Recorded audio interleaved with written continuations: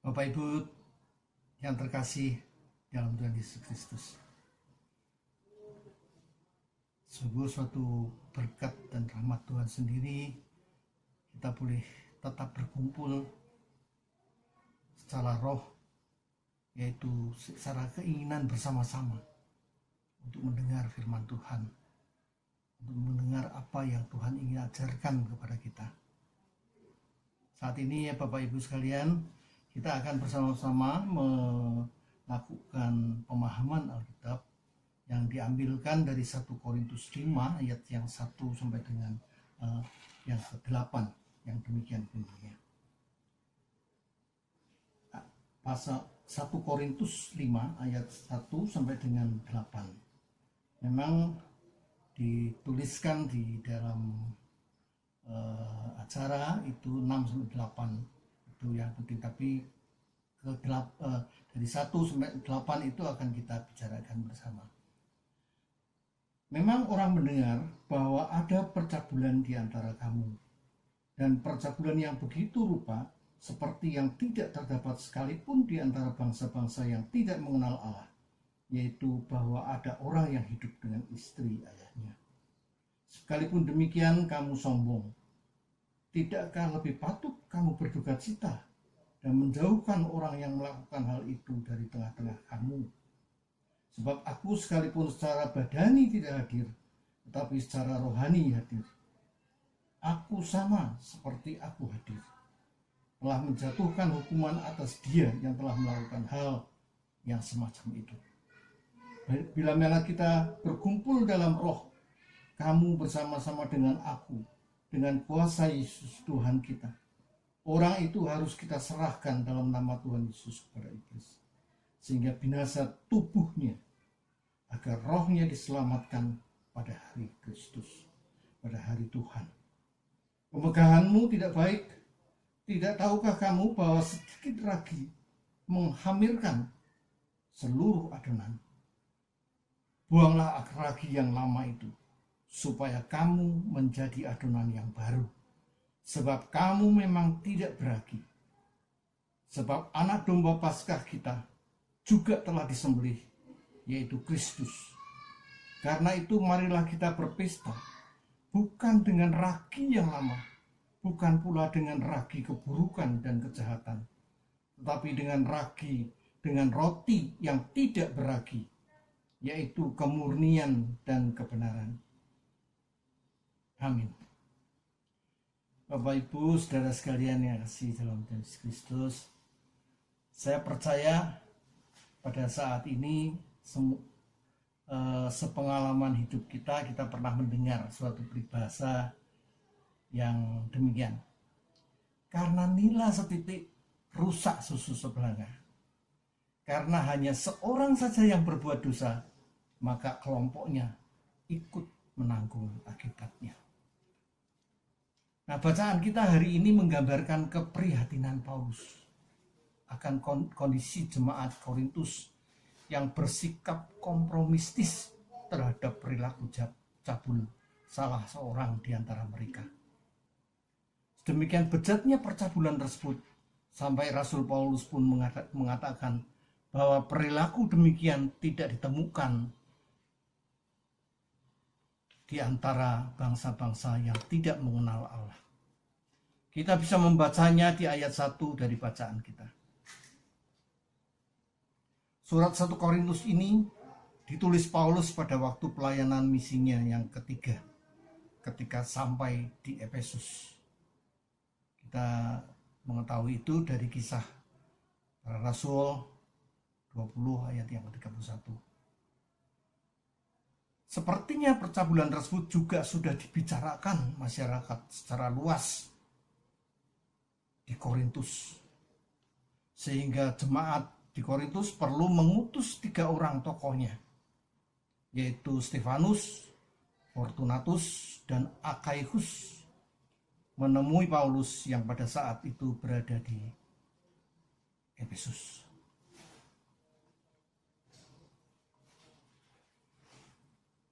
Paulus menyesalkan jemaat Korintus yang seolah-olah membiarkan itu perilaku tersebut. berjalan tanpa ada yang menentang satupun. Sehingga si pelaku tetap dengan bebas beraktivitas dan berelasi dengan jemaat lainnya. Sikap permisif dan seolah-olah menutup mata atas perilaku berdosa ini disebut Paulus sebagai kesombongan dan kemegahan. Kita bisa membaca itu di ayat yang kedua dan ayat yang ke-6. Beberapa penafsir menekankan kesombongan dan kemegahan jemaat Korintus ini menunjukkan bahwa mereka memamerkan kebebasan yang berlaku di dalam jemaat berdasarkan Injil. Pendapat lain mengatakan bahwa kesombongan itu dikarenakan mereka lebih mementingkan posisi si pelaku yang sepertinya cukup kaya dan berpengaruh di tengah jemaat tersebut. Namun bagaimanapun juga pembiaran tersebut tidak menjadi kesaksian Injil kepada masyarakat sekitar mereka. Jelas hal ini terjadi. Oleh karena itu Paulus menegur dengan keras agar si pelaku dikeluarkan dari persekutuan supaya pengaruh perbuatan dosa tersebut tidak menyebar ke orang lain. Frasa "tidak tahukah kamu" seperti yang kita baca di ayat yang ke-6 sering digunakan oleh Paulus untuk menunjuk pada hal-hal yang seharusnya sudah diketahui oleh orang-orang percaya namun terlupakan. Kita bisa membandingkan di Roma 6 ayat 16 yang bicara tidak tahukah kamu. Peribahasa sedikit ragi menghamirkan seluruh adonan adalah hal yang terlupakan oleh jemaat di Korintus. Padahal penggunaan kata ragi sebagai metafora atau perbandingan sudah cukup dikenal dalam pepatah Yahudi pada saat itu. Bahkan Tuhan Yesus pun dalam pengajarannya kerap memakai metafora ragi untuk menggambarkan bagaimana sesuatu yang sedikit dapat mempengaruhi atau bahkan merubah keseluruhan keadaan. Perlu menjadi perhatian kita bersama bahwa makna ragi dalam Alkitab tidak selalu diartikan negatif.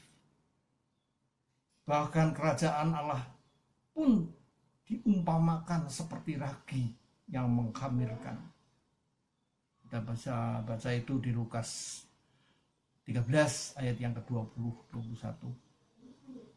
Namun dalam konteks 1 Korintus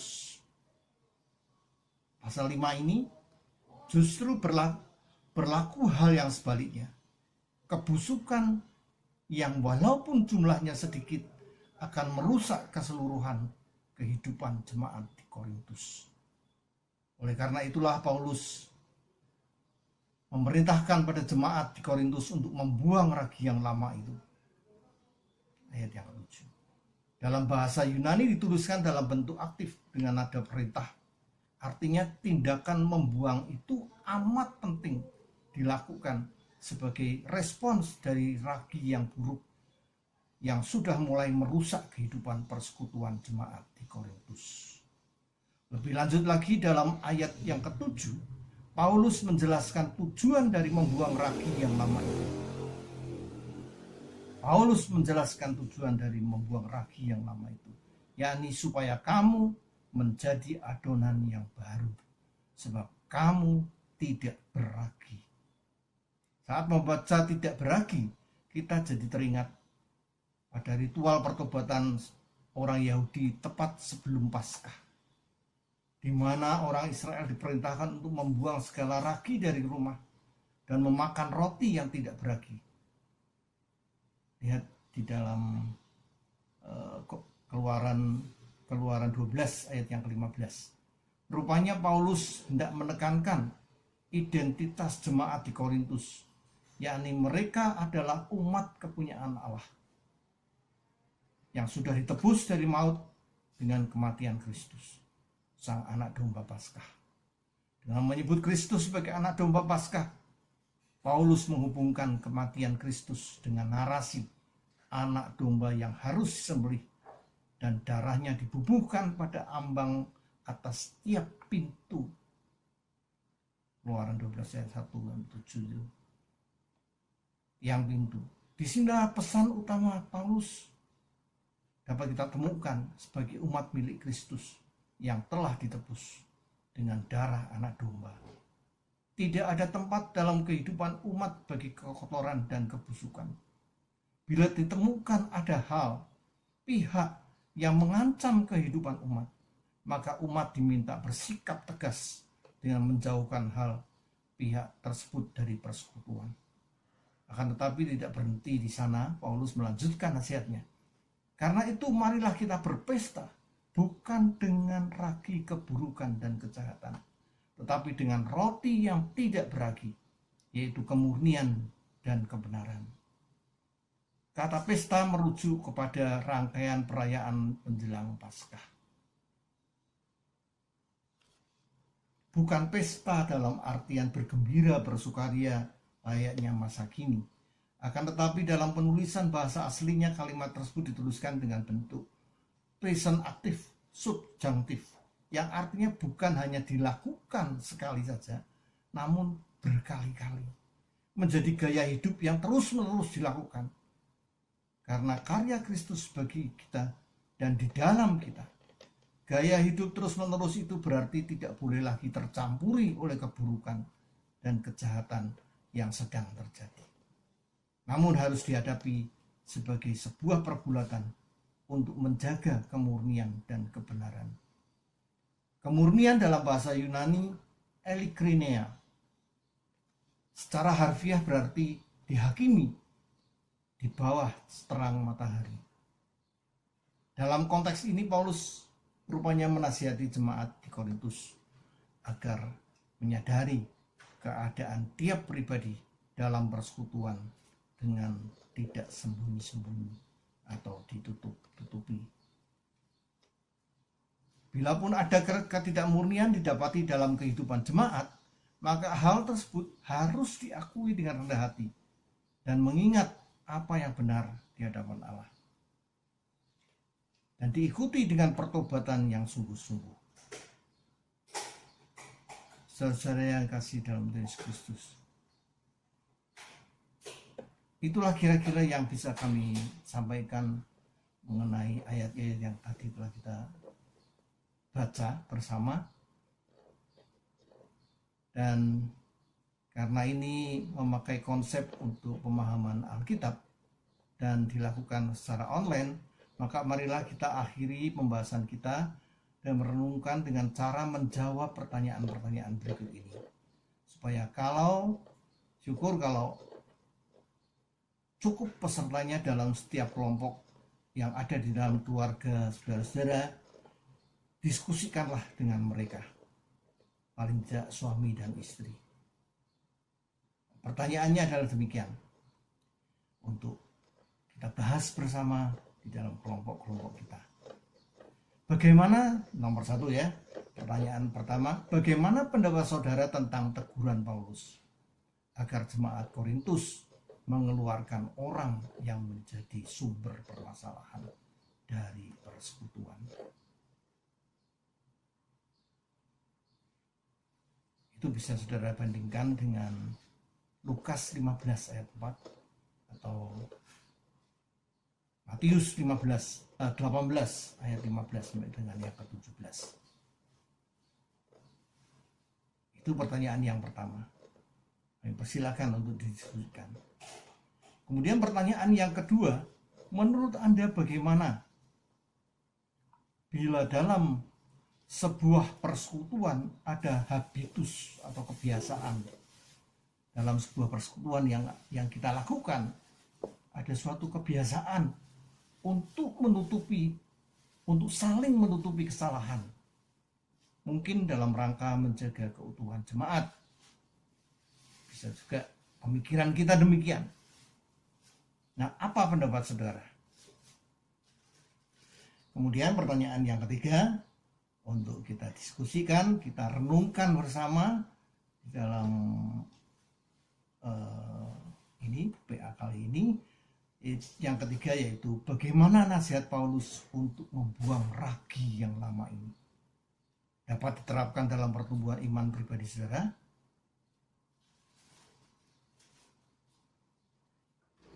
Saya kira itu yang bisa kami sampaikan pada saudara pada saat ini, sore hari ini. Dalam menjawab merenungkan pertanyaan-pertanyaan di atas, ingatlah bahwa rasa sungkan atau ewuh-pekewuh yang masih mengakar dan kuat dalam budaya masyarakat Indonesia itu perlu menjadi suatu perbandingan buat kita untuk kita merenungkan bersama.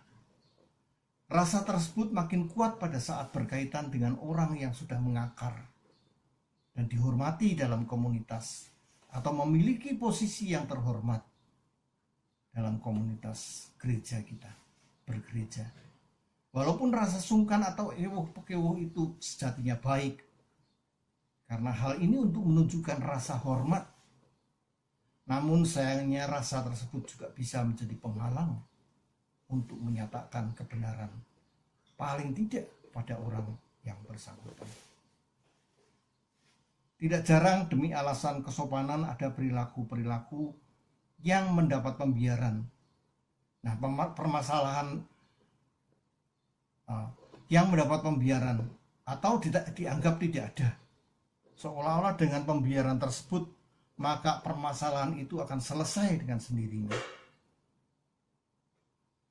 Akan tetapi ingat juga bahwa apa yang busuk tidak dapat terus disembunyikan. Walau perlahan pasti akan tercium baunya, bahkan oleh orang-orang jauh atau di luar komunitas.